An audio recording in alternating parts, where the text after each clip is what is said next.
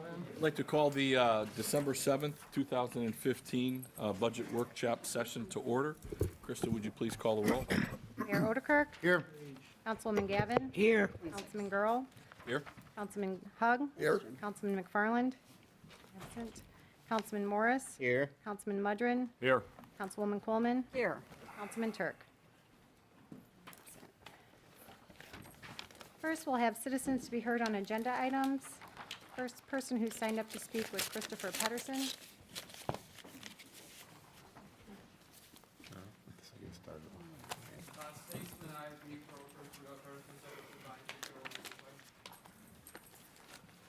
To this distinguished body of councilmen and councilwomen, I want to address full council, legal council, and chief city manager, to be fact, on the rest of our great city of Joliet, city champions, Crossroads America, and the correct organization around our city council.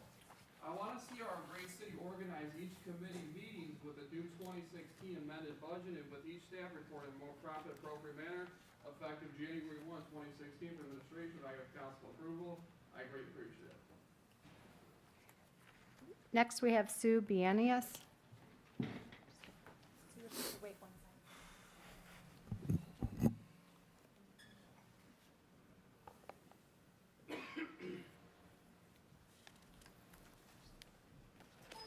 Good evening, Mayor Odekirk and members of the City Council.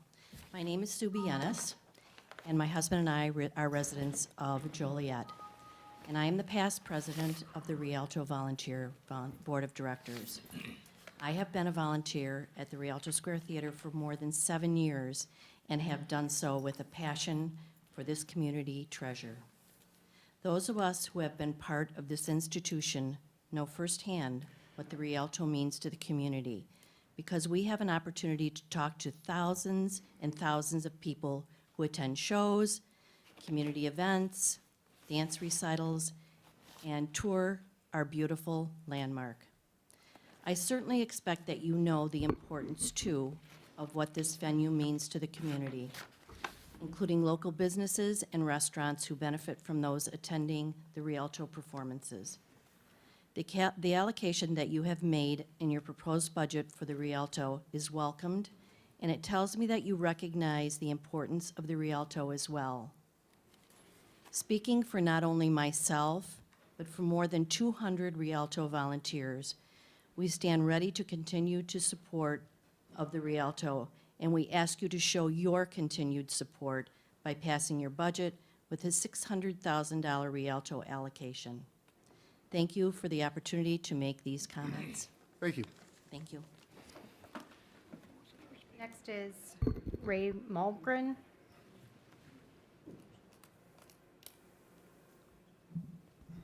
Good evening, Mayor Odekirk and City Council members. My name is Raymond Malmgren. I am the current president of the Rialto Theater Board of Directors, Volunteer Board of Directors. In my very duties as a volunteer, I often see and hear the wonderful comments our patrons make about our beautiful lady, the Jewel of Joliet. Even our many entertainers often comment what a beautiful venue we have, and many times I see them walking around and taking pictures. We, the volunteers, ask nothing from the Rialto Square Theater other than to allow us to provide its patrons with a wonderful theatrical experience. And we ask you, Mayor and City Council, to please continue your ongoing $600,000 budget allocation for the Rialto Square Theater. We promise you that we will continue to provide our patrons with a wonderful theatrical experience when they walk through the doors of the Jewel of Joliet. I hope people remember how the Rialto helps support this community. It is from those patrons that Joliet receives economic revenues. This is from the 2011 Economic Impact Report provided by the City Center Partnership. Ticket buyers who attend Rialto events were identified as being from 144 different communities outside of Joliet. For every Rialto ticket sold, an attendee spends an average of $38.12 per ticket in addition to the price of the ticket. On such items as transportation, parking, food, souvenirs, babysitting, and similar ancillary expenses each time they attend an event, resulting in just under $2.4 million and local economic activity. Other Rialto events, graduations, dance recitals, civic and business events, and tours bring in an estimated 70 to 80,000 persons annually to downtown Joliet. Total economic impact annually provided by the Rialto WCMEAA exceeds $7.5 million. Thank you for your kind consideration, and have a safe and joyous holiday season. Thank you, you too. Gideon Bluestein.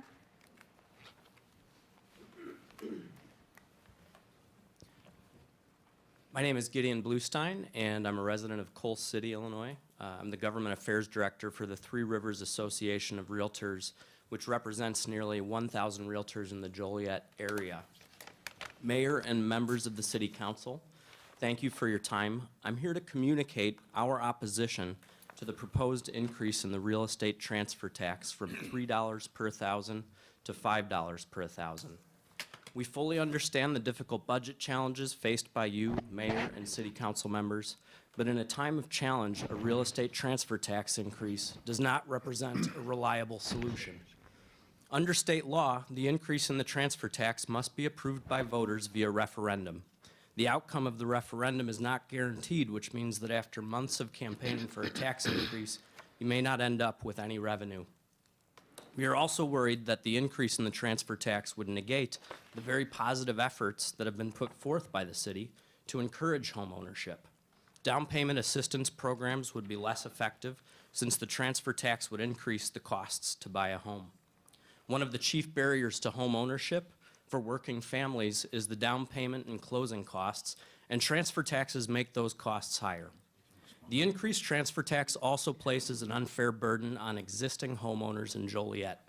After years of paying property taxes to fund local government, a homeowner is required to pay another property tax simply because he or she is selling the home. We recognize that the City of Joliet must find sources of revenue to fund services, and we wish to be a partner in promoting a healthy and strong local community.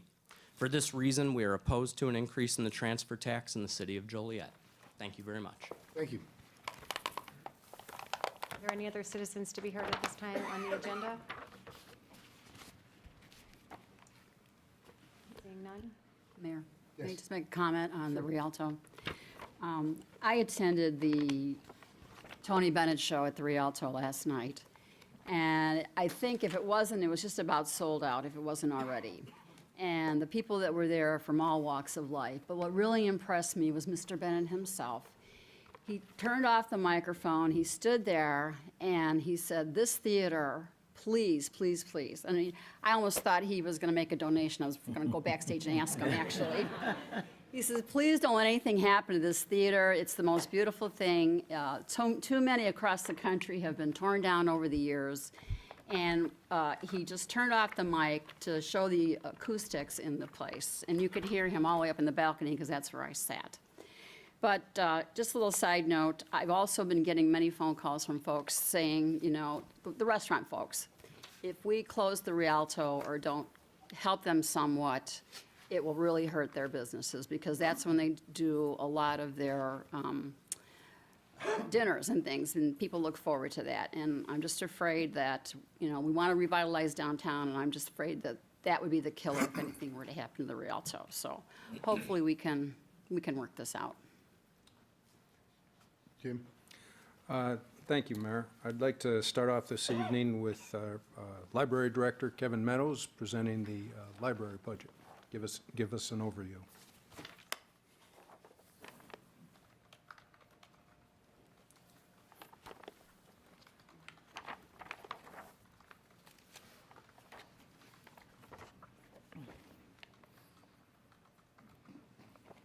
Good evening, Mayor. Good evening, Council. Thank you for hearing me tonight. I hope this cane doesn't fall. I'm just using it temporarily. It hurt my leg a couple weeks ago. The library is asking the council, the library trustees are asking the council to approve a 2% increase in our levy this year, going into next year, after keeping our levy the same for over 5 years. Over those 5 years, we have done as much as we can fiscally. I've looked at all the places that I can save funds, use funds better. And it's getting to the point now where we're even curtailing our vision a little bit. It's like we've put ourselves on an Atkins diet of vision. We're approaching the starvation diet approach here. And there's amazing things we want to start doing. But before we can even do those amazing things, as you'll see in my budget summary, we still have some basic things to take care of. We've got buildings to take care of. We've got roof improvements to make. We've got a security system we need to install. We always have to develop our collections and tailor them to our public's needs. And those costs, as you might imagine, go up over time. We found ways to fund those costs just with a high level of fiscal responsibility. But now we'd like to take that fiscal responsibility into the future, but fund a little more vision, our ability to hopefully someday develop something such as a very substantial digital media studio. We have a very non-substantial digital media studio, and that's something we want to work towards in the future. I'm not asking you to fund that. I'm not asking you to fund that as a line item, but these are the ways that libraries have to adapt right now. In the budget, you'll notice that healthcare costs, as you might imagine, have gone up. We have asked our staff to bear the burden of some of that increase. This is a change for them. It's almost like a compensation decrease that they experience when we do that. Our compensation budget goes up. We also have found that library programs are incredibly important these days, and that's what really brings people into the library. We want to make people, we want to engage people, bring them to the library so they have a lifelong learning experience with us. And programs are a way that we bring people to the library, and our large programs are very special in that regard. One example would be the Star Wars Day program, which brings a lot of people downtown Joliet, and it's a very special event. Also, as I mentioned, the big issue right now, and we are awaiting some assistance from the city regarding the evaluation of our main library building, but it's quite clear that we're going to have to make many substantial improvements over the coming years, and we're just simply going to have to start from the top down. If there's water coming into the building, you know, we don't want to work on the lower floor first. We want to start with the roof. We want to start with the gutters. We've got a lot of improvements to make. They're very obvious. This is even before having a formal engineering evaluation of our building. Oh, and I just want to mention too, I know I mentioned it before, but the video surveillance system is going to be a big piece of our operation. We've needed this for a long time.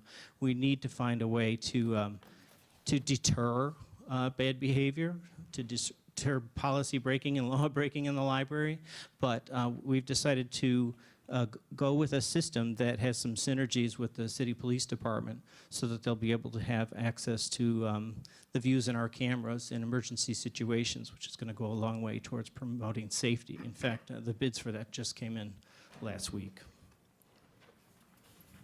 And the last thing, really, this is more long-term. It's an ongoing problem. It may sound small to you, but it does affect things managerially.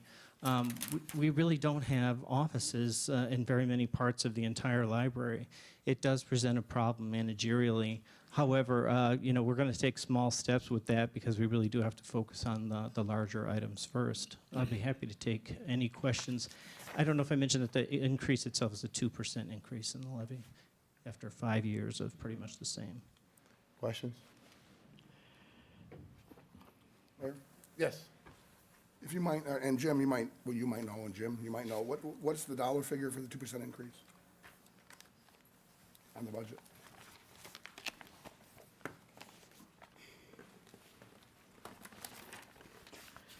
I'll do it on my calculator.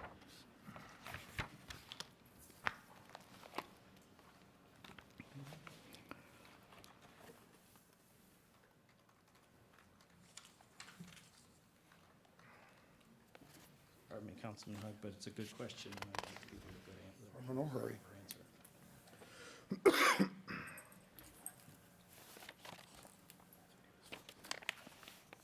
So it's 2%.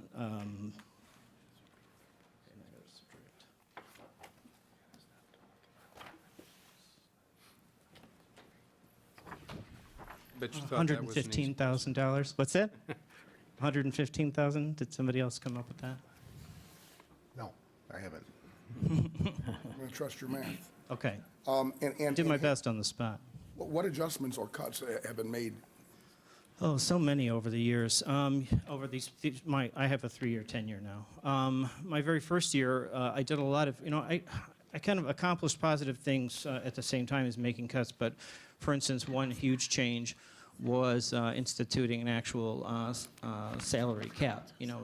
We freeze people at a certain level. There really wasn't the existing cap really wasn't observed, and it didn't make any sense. It was sort of up in the stratosphere. So, in going 2013 into 2014, we had to freeze the pay almost permanently until the pay scale went up of about 9 people, and then we temporarily froze the pay of about 11 others, just to sort of get things a little more levelized, and that did actually accomplish a great deal. Now, it wasn't intended to motivate retirements, but some people did decide at that point, oh, okay, maybe it makes sense for us to retire, and so those retirements ended up saving some funds too. So that policy itself, which is a radical new policy, and it was the board thought long and hard about it because staff were used to a certain sort of structure of compensation, but that went a long way towards saving funds, as an example. And what is the current level of employees? Part-time, full-time, roughly? About 46 or 47 full-time, and a total of 115 employees, so the remainder is part-time. So. Do we know what they were 5 years ago? I mean, we've come down, haven't we? We've come down somewhat. Yeah, we've come down somewhat. I mean, usually I try to restructure. We've probably come down maybe by 8 total, number of employees. But I also tried to institute policies that were a little more conducive to management, such as, we wanted a lot more consistency in the number of hours that people work, so I established a policy that sort of defines your job in terms of its number of hours, because there was a lot of fluctuation there. So now I can plan a lot better. Thank you. 2% represents $172,000. Oh, gosh, my math was way off. Thank you. Sorry, Councilman. It's okay. Any other questions or comments? Thank you, Kevin. Sure. It's my pleasure. If you can, at this point, I'd like to direct your attention to the screen. There's there may be a few handouts left here, but the question came up at the last meeting in terms of rate and how do we capture the values. We saw a 10% increase in property values in Kendall County and 1.9% in Will County. And so what we've done here is show a home market value of 150,000, 200, 250, 300, 350, and 400 on this top scale here, and showing the average taxes paid. And then basically what we're saying is a 1.3532 levy increase will, on average, create no increase. So what we're doing is capturing that new growth. And then what we did was add an additional % to show what kind of increase that there would be in each one of these ranges. I'll refer to this would be a 2.36, and then 3 and 4, and so on. And then the lower graph shows the resulting rate here.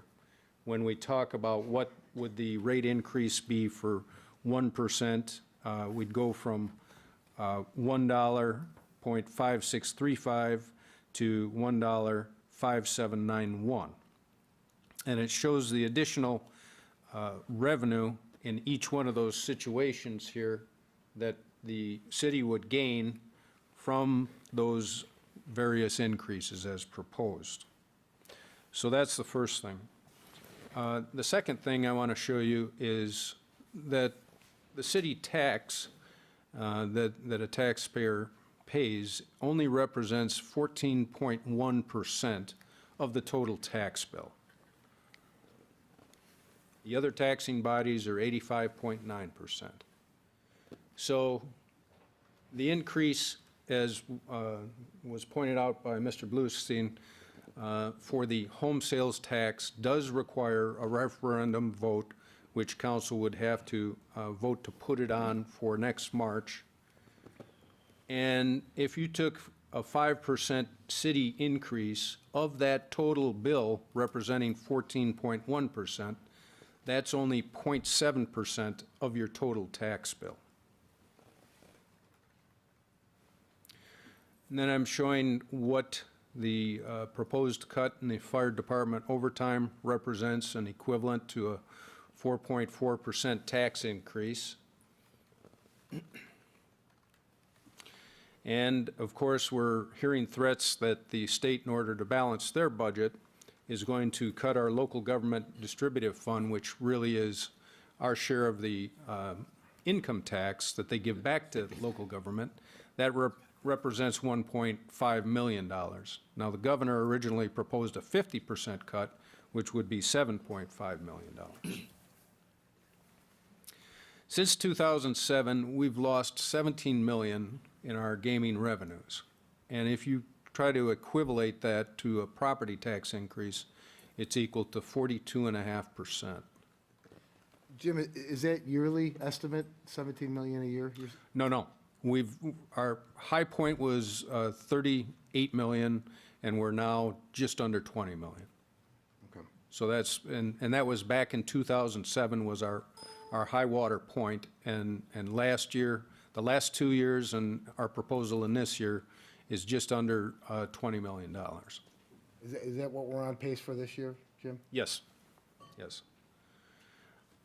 And the proposed budget uses $5.3 million of reserves. And then we also have $0 for any new capital expenditures. And to give you an idea of what some of these requests are, 1.36 million equals 42 police cars, and they are taking 2 cars a month out of service due to their age or decrepitness right now. So we're losing 24 vehicles a year no matter what. Now, on the good news, today the governor signed Senate Bill 2039, releasing our gaming funds, our 911 funds, motor fuel tax funding that's been held by the state since last July. Yes. Jim, how much is that, how much would that give us? And I guess we probably wouldn't get it till next year if they did release. I don't know, maybe we would, but I'm assuming if the state, if they do release those dollars, it probably wouldn't be till next year. What are we anticipating receiving in our gaming and our MFT funding? Well, for next year, or you're talking about since last they've held July? up. Yeah, since last Since they've July. held it.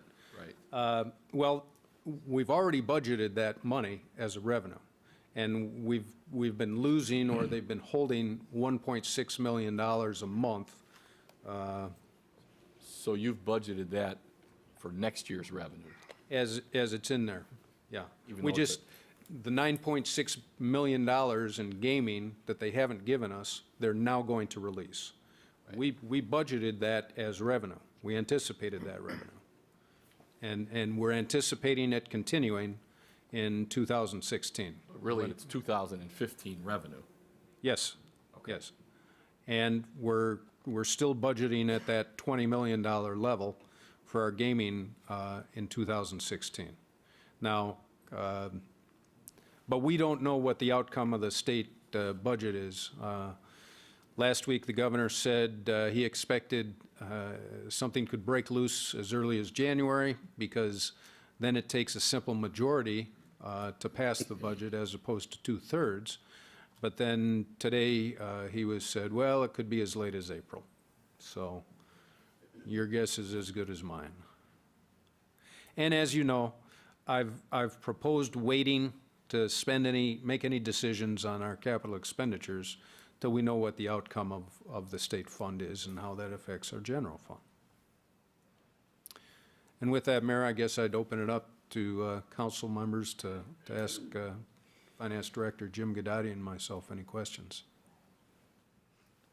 I guess I have one question with respect to your first slide that you had showed with respect to the rate. So basically, you were proposing a rate that would increase to 1.6196 However, if we kept the rate the same, if we froze the rate, if I'm looking at this correctly, if we froze the rate at the 2015 level, basically, a resident or one of our homeowners would not see an increase if we froze the rate from last year. Correct me if I'm wrong, Jim, but I think they'd see a decrease. See, we're trying to capture that increased value by increasing it 1.35%, they'd see no increase in their property tax. Correct. So if we kept it at 1.5635%, that's what I said, our residents would see no increase in property taxes. Because we're freezing the You property. mean tax the rate? The rate. The rate, yes, Yeah. that's correct. Okay, thank you. Mayor? Yep. Just make note of it. I understand we keep saying we're trying to capture this money, so are the homeowners. They're trying to capture the money of their own personal budget, and that's weighs heavy on me. You know, the most recent Department of Labor statistics shows that the household median still hasn't gone back to 2008 levels, household median income. So with that as a backdrop, Jim, if I understand, then we've made no changes to the budget from the last presentation. No, I haven't. Okay, and if I'm looking at roughly 5 million, 5.3 million? Yes. That we're looking for to take out of the reserve against the general fund, that would be about just under 3%, 2.7% we need to find. Have we commissioned all of our directors, department heads, and managers to go through and find 2.78% in cuts that they can make in each department, whether it's a 2-person department, a 10-person department, or a 100-person department? Have we done that yet? No. We probably should. Well, I can tell you I'm not in favor of that. That's basically the federal sequestration, where they just cut 10% across the board. And with some programs, they survived, but others they totally devastated because of the size of the department. And they didn't take a look at each departmental operations and say, this one should be cut 2% and that one should be cut 15%. So they didn't take the scalpel to it that they needed. So I'm not in favor of across-the-board flat rate cuts. Jim, that's not what I said. I'm sorry? I didn't talk about sequestration. I'm not sure how you tie it back to that. I said, have they been asked to find 2.78% in cuts? And you said no, so we haven't even tried yet. If some of them come back and say, I can only make 1.2%, I can't make any, we don't even know, do we? Because we've not asked them to do it. That's not the same as sequestration. Sequestration was choose your cuts, and we're gonna cut you anyways. That's how that worked. As of the deadline under sequestration, there was gonna be 10% cut right off the top of every department if you didn't find your own cuts. I'm asking a simple question. Have we commissioned them to come back with 2.78% in cuts? Or notification, explanation of why they can't?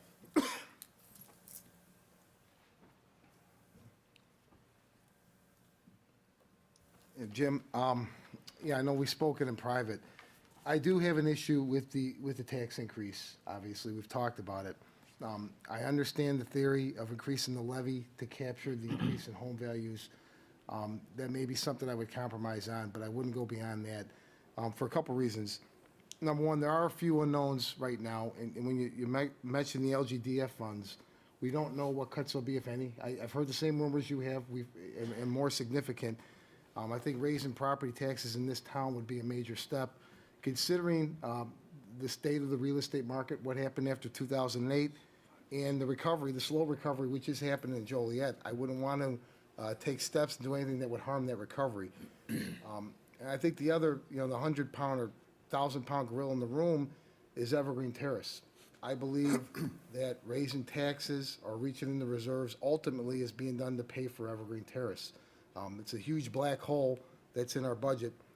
To date, we spent over $23 million. We haven't recovered any money yet. That number is going to continue to go up as we continue to fight the case in federal court through an appeal process. And it's still not clear to me what we're going to do when we actually win, assuming we're going to win, that we win the appeal and take over the building. The obvious thing would be that we're going to manage the buildings and collect the rent to start paying ourselves back. Of course, that flies in the face of the very reason why we chose to buy Evergreen, which was to redevelop the property. So I think we need to get our hands wrapped around that issue And I'm not sure what can be done tonight, because we've been talking about it since the 4 years I was on the council, we've been arguing about Evergreen Terrace.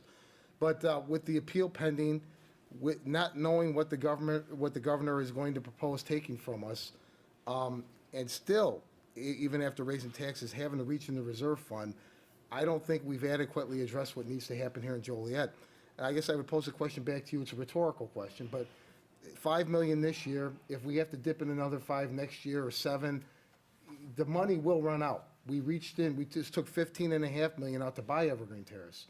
So there has to be a contingency plan, what we're going to do if the governor were to be more significant with the cuts that he proposes, if the referendum doesn't pass, or quite frankly, going forward, how are we going to balance the budget next year or the year after that? Those are my comments, if anyone wants to respond to them, but that's my opinion regarding what's been proposed last week and tonight. Yeah. Jim, when we met last week, your presentation you gave, I didn't receive it yet. Did you Oh, I'm sorry, no. email it out? Okay, can you, Make sure I do that. can you do that? Because I think that'll help a lot of us too. I think it's been posted on our website, I didn't check there. but I'll double check. It's on the I'll say- website under meetings and agendas for last week's meeting. Okay. But I'll email you a copy. Okay, I appreciate it. The other thing, I don't like privatization of any offices, but when we're talking about legal, we already have one vacancy there, correct? Yes. Very soon to be.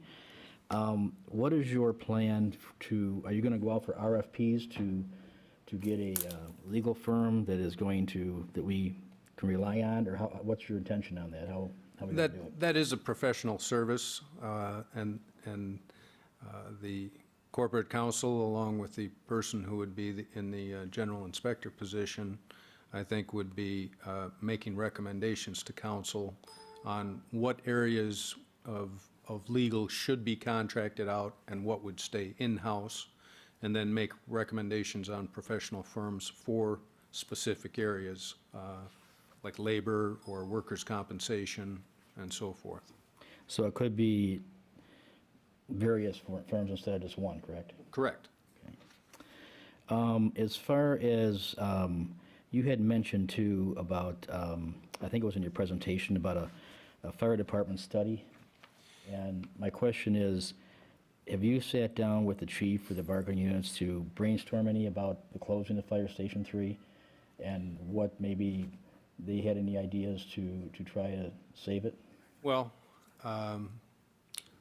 we looked at various aspects to try and give us the flexibility to be able to deploy firefighters at all stations, but we were kind of stymied by our existing labor union contracts. And so this is the one way that I know that we can achieve the goal of reducing the overtime without facing agreements that would have potential back pay liability. Okay, and then I read in yesterday's paper, you were talking, I think it was yesterday's paper, you were talking about possibly bonding. Are you going to address that this evening? Well, the bonding that I was talking about is Evergreen Terrace. Okay. So that once we get through establishing our agreement with Holston on managing the property, once we establish the third-party entity with Holston, then we can start the discussion of redevelopment, or not. Mm-hmm. And we have the right to voucher 261 of the occupants there, which then, if they are vouchered out and you decide to tear down, say, 3 or 4 buildings, you've lost 70% of the income on that property. So they'd never be able to reimburse us if they don't have the income for the property. So that's a decision that has to be made before we decide that it's worthy of bonding, and how much would that bond be for? I think it's something we need to take a serious look at. I think it's a good idea. The other thing is, in reference to the Rialto, I'm glad to see the $600,000 in there as it was last year, and hope that we can maintain that level through our budget discussions. I would add, I agree with Councilman Turk. I think the bonding is an excellent idea. I think we need to pay our reserve fund back as soon as possible. We don't know what bumps we're gonna hit in the road like we did this year with what happened in Springfield. There's no way to determine what would happen in the future. We have to be in a position where we can meet emergency services and pay our bills and pay our employees. So I think it would be imperative, once we get a final number, to pay that money back to our reserve fund as quick as possible. Mayor? Yes. Okay. I understand fully, Councilman Turk and yourself, saying that we can recapture, if you will, the 15 million we already spent and put it back in the fund so that we can spend it more immediately instead of 20 years from now. But, you know, that's kind of a sidebar issue. I guess it's not about this particular budget. That doesn't solve the $15 million problem. We're spending the same money twice, essentially, and we're just spreading out the mistake over 20 years through a bond. Just would be my position on it. It does give us some immediate relief on a quickly draining reserve fund. So I do agree with that, but we still got to pay it back. It's still a credit card. Other than that, you know, unless somebody else wanted to talk, I had a couple more ideas, but I didn't want to. Councilman Groh. I just kind of wanted to reiterate, and I think it was mentioned up here a couple of times, and I feel the same way, is that I don't think, I could be wrong, maybe I'll just speak for myself. I'm not going to support any property tax rate increase. So looking at your numbers here, I think you're going to have to find another $1.4 million within this budget, or, you know, as far as cuts. So Jim, I think you're going to have to sharpen your pencil a little bit. And again, I'm not going to speak for everyone else, but I'm not going to support a property tax rate increase. Again, just based on your numbers, it looks like you're going to have to find a little bit over $1.4 million. With respect to Evergreen Terrace, you know, I think it does need to be looked at. I think we need to, you know, and I guess my question is, with respect to that, Jim, if we did decide, Jim? I'm sorry? If we did decide that we wanted to issue some type of revenue bond or alternative revenue bond for Evergreen Terrace, Yes. I'm not sure we can do that until after the appeals have been completed, which could be A year. a year. Could be. Yeah. Okay. Okay. Or longer, possibly? Well, we really have the next 6-7 months to decide what is going to be redevelopment there, because we only have 1 year to decide if we are going to tell those residents, you're going to be given a voucher and you'll have to move. So, Has the appeal process started already? yes, it has. Okay. So obviously, the current ownership is adamant about keeping the facility, obviously. Yes. Okay, thank you. Yes. If I may. Jim, I certainly have to echo the sentiments of Councilman. Regarding I am not in favor of a tax increase. Right now, our residents we all are holding on right now, but I certainly believe that we need to take a closer look and a sharper look in this budget and try and come up with some alternatives. I am very not pleased with no capital improvements, especially for our police department. Those cars are needed, and some of the tools and resources that they need as well. And so I just want to see if we could take a little bit closer look at the budget here, and to use Councilman term, maybe sharpen the pencil a bit more. And the other thing is having to review this budget with all of the unknowns that we have here. I have some concern about receiving this late. I mean, for us to completely digest it and then have some time to work around. So I don't know. I know last year we ran into a finance director coming on late. And then this year, well, with the state's issues. And so going forward, I just kind of would like to see if we can get out a little bit ahead and maybe maybe have some time to really look at some things, go back and ask the department head some, you know, some tough questions as well. But that's my comment right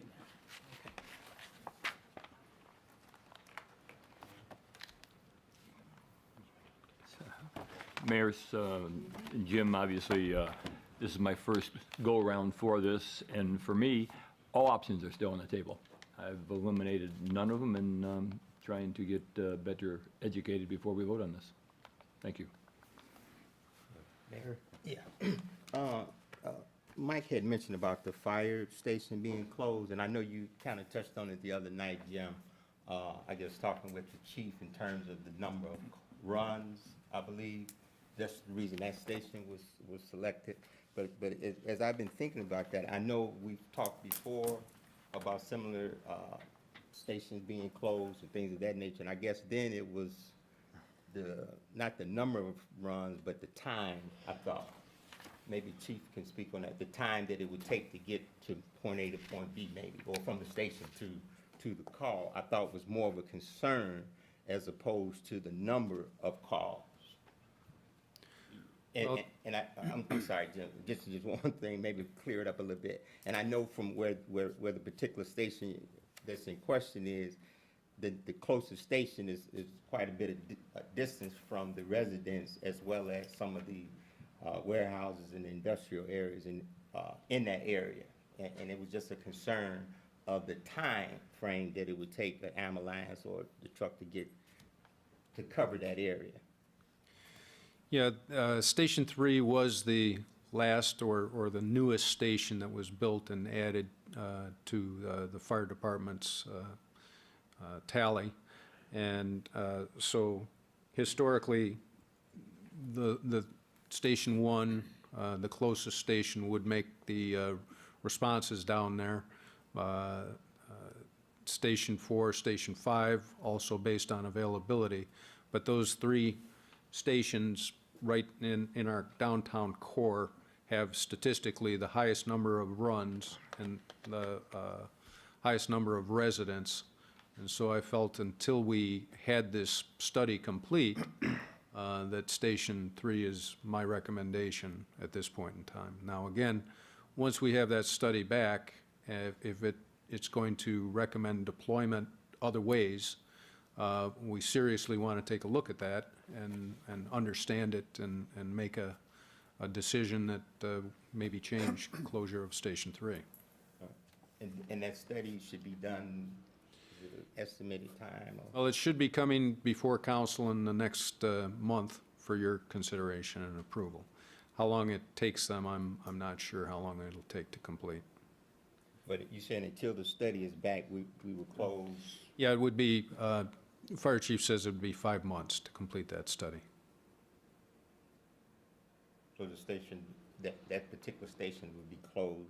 For that period. For that 5 months. And I guess Chief or Jim, so was there any concern or was there any, what I'm looking for in closing that station with the distance from Station 1? Because prior to that station being built, I guess the station was closed on Grover was even closer than Station 1. So now we're, expanding the time frame to get to, our residents out there as well as, workers at any of the facilities out there. Certainly, it's a concern. We'll monitor it, on a monthly basis in terms of demand and response time as compared to what we're doing today. And if we think that even before the completion of that study that we should keep that station open and close another one, we'll come back to you with that recommendation. Yeah, and again, I believe from speaking with the chief that the stations have been strategically placed, and just not speaking for that one particular station. I hate to see any stations closed if it's gonna, mean a possibility of loss of life or because of the time Sure. of a vehicle responding to a call. And it's, to me, that, is a very, serious decision to be made. Yes. Closing any stations. I go first? down once, it's been, planned to to have them there. The other thing, and then I think I'll be done. I know the Evergreen Terrace has came up, in the budget talk, and I was just trying to think in my head and I guess I asked it. So if Evergreen, if the 15 million was never spent, would we be, because that would be in reserve, correct? I mean, so. We used reserve funds Reserve to give fund. the money to the So court. this budget would still pretty much look the same way that it is, other than our reserve is 15 million lower. Right. So Yes. we would probably be still at some of these proposals of closing the station, the tax things and all. Yes, we would. Okay. Jim, Thank you. if I may, I don't know if I agree with that, because we've also spent $7.5 million in legal fees that hasn't come from reserve, that's come out of our operating budget. And we're gonna spend, we don't know how much next year to continue to fight this. So I think we're looking at 23 million, and I think it's definitely at least partially responsible for the hole that we find ourselves in today. One other thing, I know we talked again, over the last few months about the overtime. It's my understanding that there are plans to keep every ambulance in service, even if we close the station. Is that correct? Well, as long as we have enough staffing for that, with the station closed, it gives us the opportunity to deploy officers, the fire officers. Obviously, there's sick calls, there's vacation time, there are people on long-term disabilities, and those extra people that are not in Station 3 would backfill those vacancies first. But if there are enough people, then yes, we can deploy that additional ambulance. That'll be taken a look at on a daily basis. And it'll be stacked at one of the open fire stations. If we could do that, Chief, I think that would be a great solution to this. So, it's good news. Yes. Oh, I'm sorry. That's right, thanks. One question. What would the purpose be of closing the firehouse for 5 months and then possibly having to reopen it when the study comes back? Why don't we do the study first? Well, What's the point? the point is to save money. How much would we save? There's If you're been gonna one point. mothball it for 5 months and then reopen it, then that, No, I'm not saying that. I'm saying if another station should be closed rather than Station 3. If the study recommends a different station to be closed, based on deployment, based on response time, based on what we'll see in the next 5-6 months in terms of response time in the area that Station 3 covers, and a recommendation coming from that it should be a different station. But in order to cut $1.2 million out of the overtime budget in the fire department, I have to close down a station to be able to do that. so is the study gonna look at all the all the departments, 1, 2, 3, 4, 5, through 1 through 10? It'll look at every station, Is that sure. what the study is for Yes. 5 months, to look at all of them? Yes. It'll look at much But more in the than that. meantime, you're gonna close 3. Yes, That's your plan. yes. Okay, number 2, I had asked a while back I see a lot of miscellaneous in all the departments, and I don't know what miscellaneous is. What are we spending money on miscellaneous? I had asked before, when we do our monthly, expenditures and approve them, I've asked for the miscellaneous per department, what they're spending that on. We can get that for you. Okay, because there's a lot of miscellaneous thousands of dollars in every department here, and I don't know what they're spending that money on. I'd like to see that. And also, you and I had talked, and I had discussed this with the mayor as well. Since there were so many unknowns out there about whether the state was going to keep our money or not, I still don't know why we couldn't have had 2 budgets. One with the money from the state and one from not. And getting it at the last minute was really putting a burden not only me, I'm only speaking for myself, but I'm sure the rest of the council as well. And pretty much echoing what Councilwoman Betty Gavin said. I mean, this is just, I don't know, because there's still those unknowns out there, and I don't know how you can expect us to pass a budget in such short notice with still unknowns out there. Well, there are certain knowns. I mean, this budget's been prepared with getting every dollar from the state that we get today. There's no guarantee. I know, it could be a further reduction for us. And that's why I had proposed increases in the property tax and the sales transfer tax, and we're still using 5.3 million of fund balance. So, But on the other hand, you're asking us to raise property tax, or real estate tax, whatever you want to call it, Yes. blindly. Because then if the money comes in, then it's totally not necessary. I'm sorry?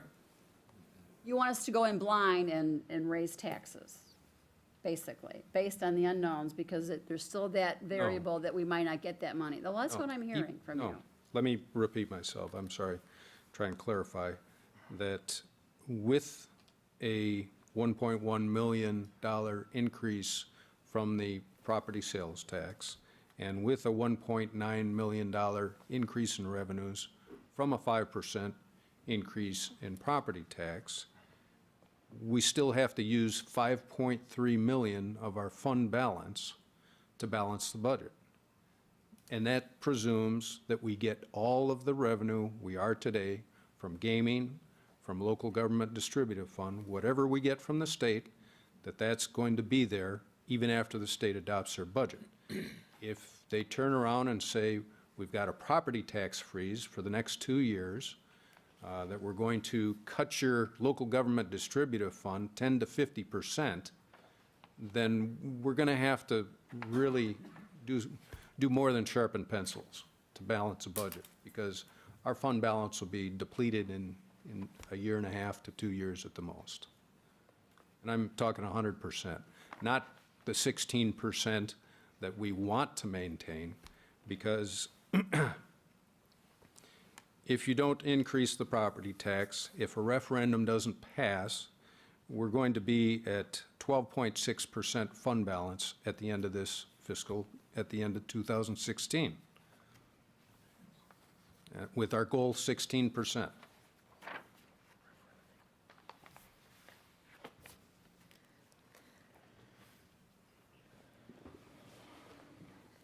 That's all, Mayor, thank you. Thank you.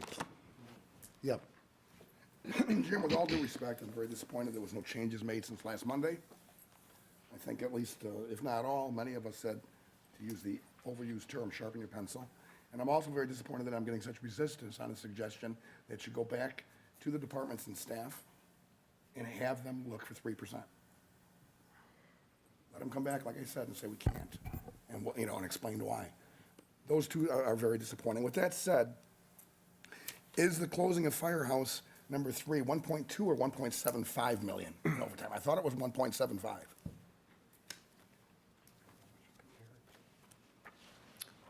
Which one are you Closing comparing it to? of Station 3 and the projected savings on overtime.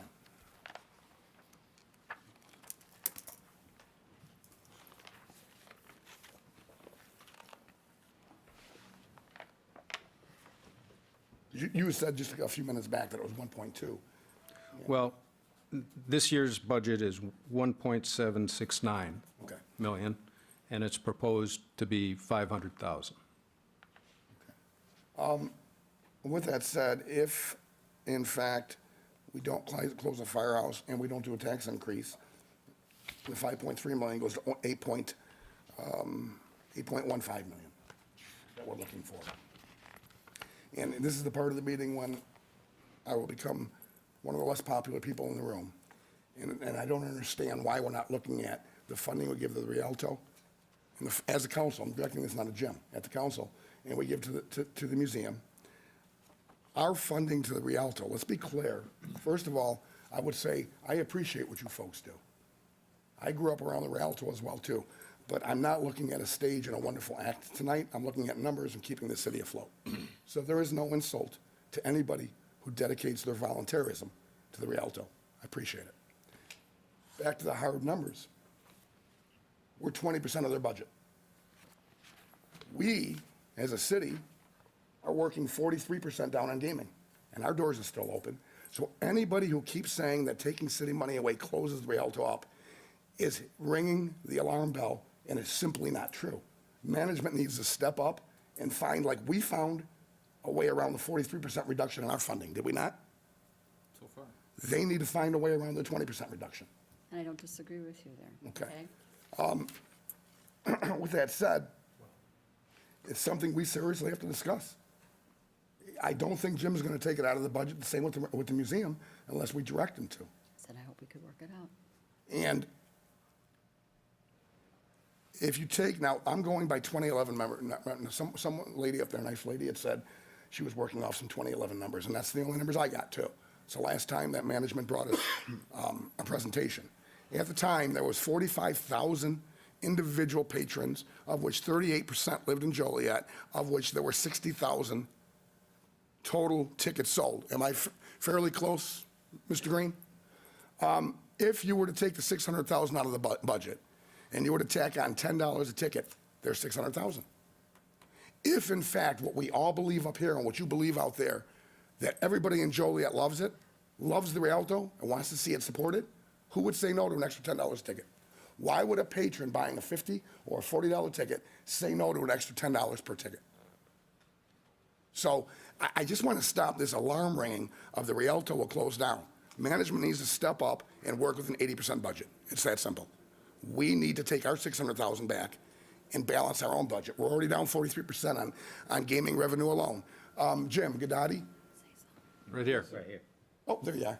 I don't know if you actually had a chance, and I did tell you don't hurry. I wanted it at some point, but that's just gaming revenue. We were going to look at what our total revenues were for general fund and sewer and water, going back to 2006, I think we talked about it on the phone, up to today. But I think off the cuff, you said certainly we haven't made it back to 2006 levels, not on gaming, and most likely probably not on some other taxes or fees. With that said, we have to bring our money back in to balance this. We're going to be looking for, we're looking at shutting a firehouse. And frankly, it looks like it's going to be done. Because even with that even with a tax increase that I won't support, Councilman Girl said no, I think Councilwoman Gavin said she was in favor of it, the mayor did. And we're still, as Jim kept saying, still looking to find $5.3 million. That's coming out of our savings account, out of our reserve. Let's look at the hard numbers. Let's stop the emotion. We are $5.3 million short, even with some fairly important adjustments and cuts already made. We need to look at adjusting both the museum and the Rialto. The museum, I don't know, I don't know. We've not had a presentation in some time. I'm not sure what our contribution is, percentage of their budget. That's something I'm sure you can find out, right, Jim? So my suggestion would be that this council takes a hard look at the funding of the Rialto and the museum. That Jim, Mr. Hawk, talks to the staff to come back with a challenge of 3%. And we move forward on this. It's all numbers. There's no emotion in this. Mayor, may I just make a comment? Yes. Councilman, I do not totally disagree with you. What I'm saying is that to maintain our downtown, which is what we're doing, if we don't have some type of place for people to go, then the restaurants won't be able to sustain themselves. That's their business as well. So I'm not saying that we should totally fund the Rialto to keep them going all the time. What I'm saying is I wanted to show you the importance of the theater and how it helps the businesses that are already there. And when other people come to this town, you know, you're talking about economic development, they want to see what our downtown looks like. They want to see where they can go eat. They want to go see if there's a show. And then we do have, the baseball park and we have Harrah's, but they want to see what else that we have. And if we're ever have a hope of bringing back the downtown, not only by opening Chicago Street, we have to have something there for people to go to. My point before was trying to show you, everybody, the importance of the theater. It is a gem, it is our jewel. But everybody has to know that that's important for not only this council and the people that volunteer there and work there, but this city that, supports this place. They have to get out there and support it more, and maybe another capital campaign would be in order. They do have a foundation board. I mean, there's other ways that money can be raised, but the point to you I wanted to make was, it's an important part of this town. And Councilwoman, I respect that, but again, even here, whether you realize it or not, you made the jump from 20% reduction in total revenues to closing it down so it's not there anymore. How are we going to close it down on 20%? I didn't say close it down. You said if we don't have a downtown, businesses will close. If we don't have a downtown. Businesses might close, yes, they're just barely treading water now. Have you been down to the restaurants? Nobody's talking about shutting it down. It's a reduction of 20%. Larry, I'm just showing you the trickle-down effect, that's all. I'm not saying doomsday here. I'm just trying to show you the importance of it. And it's for everybody to go back and to sharpen their pencils and sharpen their budgets. The museum, the Rialto, the library, everyone. We all have to buckle down here and do it. Or, you know, it may come to a last resort where we might have to raise taxes. And no one up here, again, I can't speak for everyone, but I certainly don't want to raise taxes until I know what's going on. I'm not going to vote on anything on the unknown. And That's I'm what I not mean. addressing any concern about the Rialto shutting down based on 20%. Your Honor? We'll still be All open. right, let's agree to disagree here, Larry. Okay, let's let it go. Larry, I'm hearing a 20% reduction will close their doors. And that's, I don't know if anybody from the Rialto wants to speak on that or not, but that's what I'm hearing. And our council liaison to the Rialto, I've talked to him. I think it's that serious. You know, nobody wants to raise taxes. I don't either. But, and I'm not suggesting we do, but I agree with Jan. You have to look at every opportunity before you even go there. And I've done it in the past. I've done it in the past to save employees' jobs, and I've done it in the past to keep things going, and it's not a pleasant thing. And the same with water rates. Now, you know, I don't know, Jim, I don't know if you had a chance to look at the chemicals we did. We bought $500,000 worth of chemicals last week. Was that an increase over the year before? Councilman, actually, because the chemical prices are directly tied with crude oil prices, and we've seen a dramatic decrease in gasoline, crude oil prices in the last year or 2 years. We've actually seen a decrease in the pricing this year. Well, that shoots my theory there. But no, what I was going to say is Good one, though. this council's been prior councils have been criticized because they did not raise water rates incremental small bumps and had to go a big increase, and we're all ecstatic, including myself, that we aren't raising water rates this year. But, you know, had those chemicals been up, and I mean, the cost of doing business is more, and without doing an increase, somewhere down the road it's going to have to be done. And I'm not suggesting we raise water rates. I don't want to raise water rates. But, you know, I think anticipation, and we've said before, to give the public an idea of what's coming down the road. You know, I mean, we can't operate the water and sewer system for the same amount of money we did 10 years ago. And that's kind of how we pushed things off before, and we got criticized for it. And, I mean, if there's not a suggestion of water, who's going to suggest to raise water rates? Nobody in their right mind would do that. Mayor, can I respond? Yeah, real quickly. A couple things. Mike, yeah, I agree, and I think ultimately the way out of this is through economic development. To grow the pie, bring more money into Joliet. We're going to hire an economic development director. We're going to try to do this. I think the steps that we're taking with the legal department, well, it's unfortunate for the individuals who are there. I'm confident they'll be fine moving forward, but I think it's going to save money on the front end in costs, and I think we're going to get better results on the back end. I believe that's going to save money. Regarding the Rialto, you know, I was a liaison for 4 years as a councilman, so I understand the operations of that theater. I worked with the board and with Randy Green. I think, in my opinion, the secret there is to find a dedicated source of funding for the Rialto. I know their board has tried to do this, and the foundation continues to do that. I think we really have to put some muscle behind it as a city. Maybe me as a mayor start leaning on some of our corporate partners to try to find sources of revenue, because I think the reality is that, looking at what we're looking at today, there will be a day where that money's going to get cut off. No one wants that. I don't want it. Councilman Hug, I don't think you want it either. But I think that's what we have to try to do, try to maybe refocus, or, again, as a city, make a push to get a source of funding that the Rialto can count on every year outside of our operating budget. This is my opinion. Councilman? No, I wish we didn't have to make, I didn't have to make the decision, but I do. Councilman Turk, I'm not sure who said it, and I'm glad nobody personally came up and said it. It defies Business 101 to say a 20% reduction in budget is a 100% loss of the business. I don't believe it. I don't believe it. To ignore the fact that we sell 60,000 tickets, or they do, and they refuse to raise each ticket by $10, there's your 600,000. Why are we having folks that can't afford a $300 night out subsidizing tickets for those that can? Okay? So that wasn't directed at you because you're not the one that made the claim. You said that's what you've been told. Just want to make that clear. The bottom line is we can't sit up here, all and every one of us, singular and collectively, and say, I don't want to raise the water rates. I don't want to raise the sewer rates. I don't want to raise the taxes, and actually refuse cuts.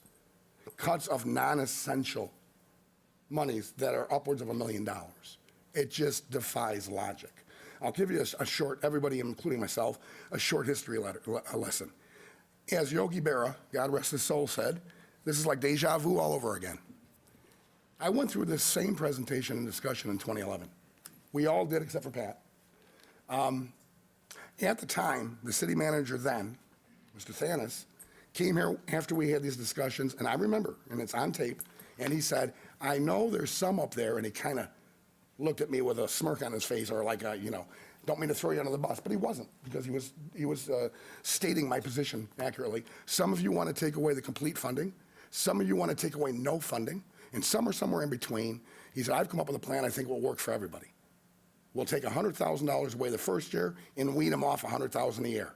We went from $700,000 to $600,000 4.5 years ago, and we're still at $600,000. There was a problem at the Rialto that I can't fix. If management can't fix it, then frankly, the Rialto board has got a big issue on their hands, and they've got to solve it. They're the board. But cutting the 20% does not make sense in saying it's 100% closure. It just doesn't, it doesn't even work on my calculator.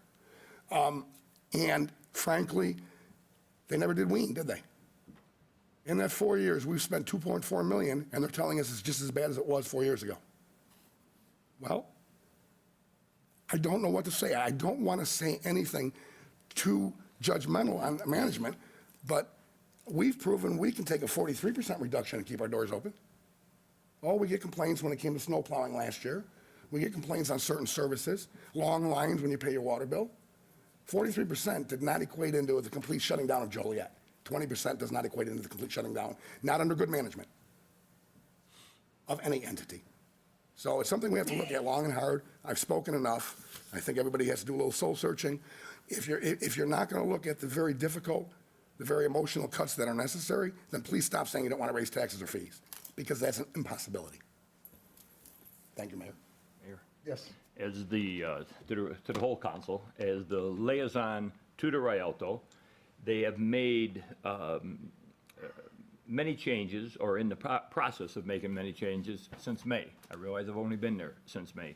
They have, I don't know if I can officially say it, they have went and hired a economic development person. That'll be starting right after the first of the year. It's hard to say whose fault it is with the sign issue, but it is behind them.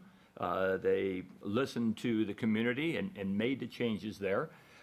They have looked at their programming. As I think Jan had mentioned, the Tony Bennett concert was sold out. They're 99% sold out. Larry, adding a price to the ticket is fine, but we have to have the audience that's going to pay that price.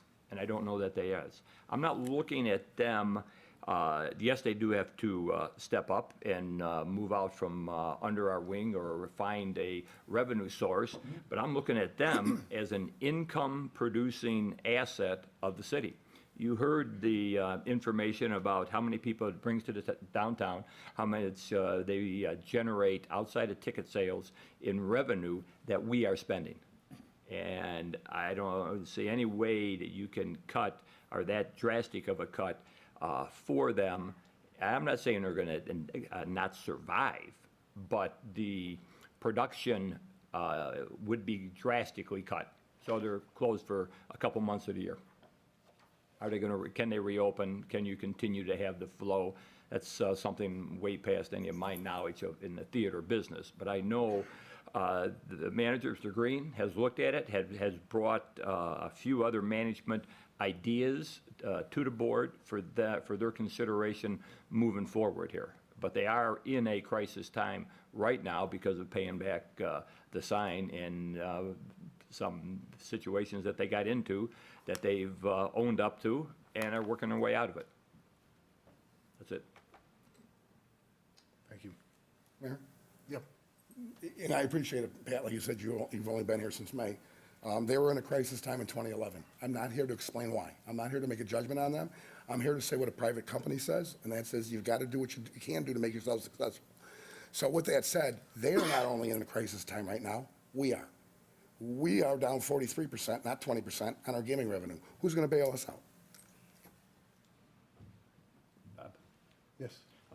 Speaking of adding more players, I don't know if everyone got to see this. I know John Growing's here. This is the CED's annual report that they've brought in the last year, 11 projects with an investment of over $472 million to Will County. Of that, of the 11, 7 of them are here in the city limits of Joliet.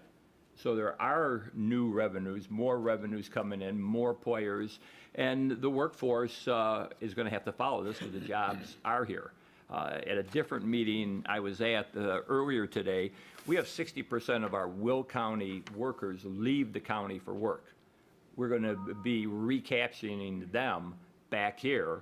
That's going to help all of us with more spendable income, hopefully more sales tax and the like. Thank you. Anyone else?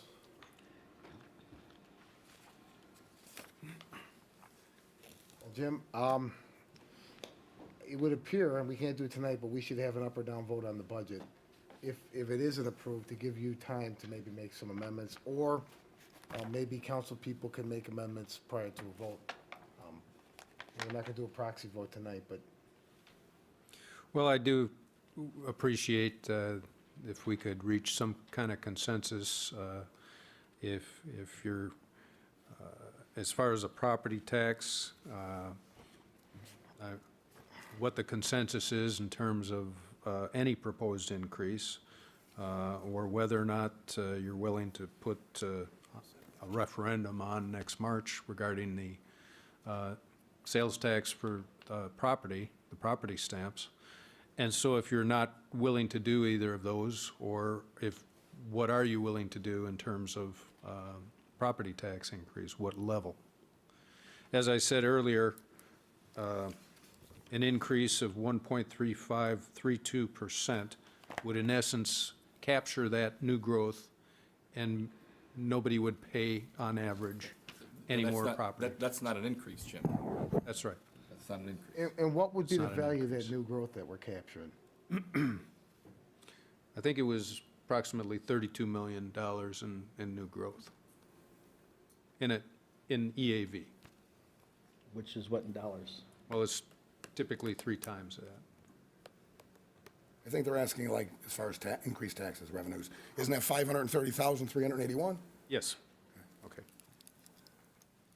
Maybe that's what it would be. Thank you. That would be at a 0% increase of taxes. And then you also show us a 1%, a 2%, a 3%, and a 3.8%. That would be freezing property taxes. Right. I think the language is important there. It is. Okay. And that 0% increase is the only one that, if you want a straw poll, the only one that I would support. So I think I'm sorry, Mayor. No, go ahead, John. I think with that said, you're going to have to find another 1.4 million just based on that feedback that you received here, Jim. So, Mayor, I don't know what the pleasure of everyone is, but I think voting on this budget here today, I can't tell the future, but I can pretty much tell you where that one's going to go. So I almost think you have to, I think you need to sharpen your pencil and come back with a budget that is more clearly kind of closes that $5.3 million gap before we vote on something here today. I don't know how, Mayor, how you feel about that, but I think we need to schedule another meeting. Well, I think we should, or address it at Monday's meeting. Or Monday's meeting, yeah, sure. You know, Jim, just an idea, and I'm, brainstorming, camera, so I may not be the smartest. But all right. But if we are reaching into reserves, and you're not sure if you have the support for a property tax increase, because I'm not sure if you do. If we would go another 1.4 million in reserves, with the idea that we will be looking to float a bond as soon as possible, and use the Evergreen Terrace revenue to start paying that bond back, Personally, I think that's an answer. There's a source of revenue that's coming, we believe, we just don't have it yet. And I think, correct me, what were the numbers we were looking at? 2.5 million a year from the rents at Evergreen? Is that correct? It's been a while. It was $1 million something. Yeah, I can't Less than that? remember. Yeah. But it was It was significant. $1,000,009 or something like that. 1.9, I want to say, Yeah. it's 1.9. Definitely that revenue source would support a bond issue. Yes. So, Something like it's- that. Yeah. we're going against what I want, we're going a little bit deeper into debt. At the same time, we do see some relief on the horizon. Mayor, Yes. might I suggest for the council and for Jim, could we do the same thing this meeting coming up as we did a week ago? Could we go ahead and have the Monday meeting serve as another budget meeting? And Certainly. combine both meetings for Tuesday? I think that's a good idea. I think so. That's a great idea. We can do that. Some more time. Okay. Mike, when you were first elected, there was some lean times in Joliet, correct? There were. You know, probably the leanest time, I think, you know, this is a very concernable budget, but 2009, I think, was the worst one I saw. We were faced with laying off 23 people in Public Works, closing 2 fire stations, and a mass of everything. And how we got out of that was we increased small property tax increase. We increased some utility taxes and things like that, and got through it without any layoffs. Also gave incentives for people to retire. You know, I think our revenues are still strong, but, you know, we have, and I supported every one of them, we've added people in the last couple of years. And all positions that had to be filled, or else the services would have been in public safety and everywhere else would have gone down. So, yeah, it's tough, but I think 2009 was the worst, but yeah, bonding for some things, I mean, we can't do it for operations, but for some other things would be probably the answer. And, you know, if we all look at communities around us and everybody's throwing up, oh, look what this community is doing for some of our neighbors. Well, if you look at their general obligation indebtedness, it's you know, maybe $200 million, where ours is almost all paid off, except the water and sewer obligations, so. Yeah, I agree, and I think the flip, if you talk to the mayors of those towns, some of them nearby, they would tell you that they invested in their community, and that's what the bonding was for, whether it be for the promenade or whatever. And, you know, I don't think it's necessarily a wrong thing to think that way. Right. And, you know, Mayor, where would we be, you know, I know we got criticized too for annexing property to the south and to the west and to Kendall County. And that started under Mayor Connor. And I give him a lot of credit for starting that, because, you know, where would we be today without those properties where we have the infrastructure to develop? You know, sure, it slowed down in 2008 and 2010, but, you know, it's slowly coming back, and the infrastructure is there. And I think it's eventually going to pay off. If we didn't have boundary agreements and the annexations we did, we'd be more of a problem. Well, I think it's one bright spot that we have. You look at other cities, like the city of Chicago, they're out of land, unless they annex Peatone, I don't know, if that's the plan. But we aren't, and that's why, again, I know others agree, the Economic Development Director, obviously downtown's a focus, the near west side, Jefferson Street, Larkin Avenue, but we have untapped resources out west that we can build anything out there. Absolutely. Obviously, I think we all like to see more than just another collections of subdivisions. We want to see commercial and retail, but we do have, I think that's the future of Joliet when it comes to expanding the pie, what can be done far west. Mayor? Yes. And I would agree, Mike. We need to carefully, and it's one of the items that the Economic Development Committee we're looking at too, and ultimately probably land use, is making sure that we do zone properly where possible, because frankly, as the mayor just indicated, District 1 and a good portion of your district is nothing but rooftops, and there's no commercial buffer. So what little we have out there, we have to protect and exploit for new development. Absolutely. So the plan is come together next Monday, and Jim, again, we haven't taken a proxy vote, but it appears that the tax increase may not fly if you can have a contingency. Will do. Anyone else? Are we in closed session tonight? I don't think so. Mr. Mayor, if I may, Yes, sir. if you wait till next Monday, you will have to call another meeting to hold a public hearing on the budget, because that will not give me enough time to prepare a city council recommended a budget by Tuesday. So I have to present to the public essentially the budget that you're going to adopt. So just so you know the timeline, we have to adopt an appropriation budget by the last Tuesday in December.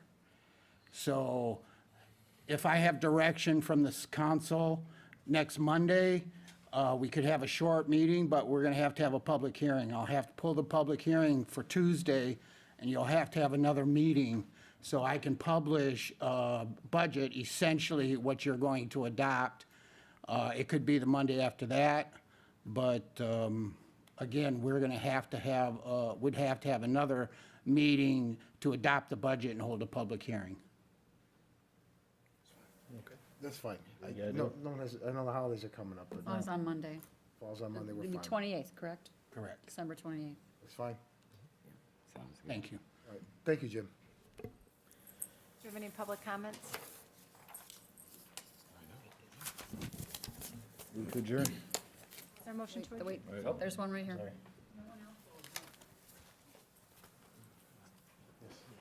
Carol Mulvihill, and I proposed the ticket increase, many months ago. I talked with my volunteer coordinator. My understanding is that if you increase the ticket $10, it's the actor or the venue that gets the bigger part of that pie.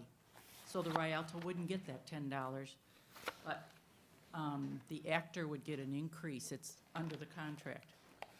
So we wouldn't be making a whole lot, even though we increase the ticket. It's going to be the actor or the venue. So I just don't want that, I want to dispel that. But that's, a simple answer. And I'm sure that someone from the Rialto could explain it a whole lot better than I can, because I have nothing to do with the staff or working the budget. I'm just a volunteer that asks some questions sometimes. Thank you. Thank you. Krista, for the record, I was informed Councilman McFarland's not present tonight because he has pink eye. So I hope he's better. Another, When he got it last night.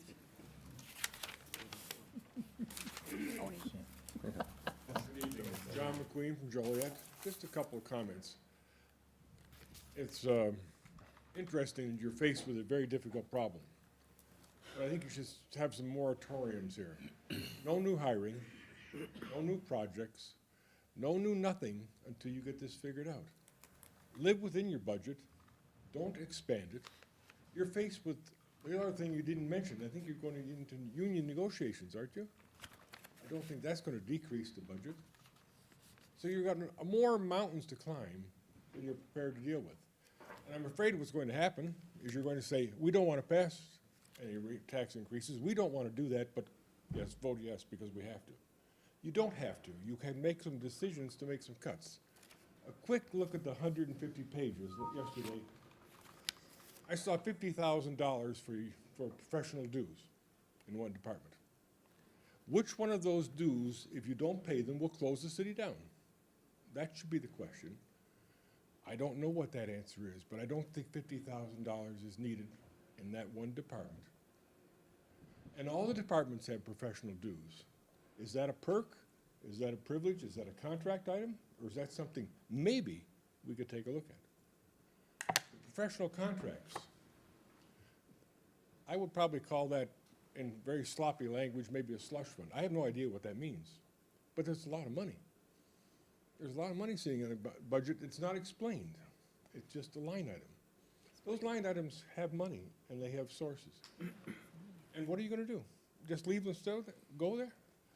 I saw a lot of the lines where it said what the departments asked for, what was recommended, was the same thing. We're talking about sharpening pencils. We need to sharpen a lot of pencils. I'm not saying that all things should be not approved. There's going to be some things that have to be done. You're going to have to spend money somewhere to keep things going. But I think you really have to take a look at your process and your philosophy of what you do. Do you want to just keep having backdoor referendums and not asking the people what they're going to do? Value increases, all kinds of fancy words. It's the same thing. You're not lowering the taxes because you're reducing your operating expenses. You're just adding more money because you can't get by on anything less.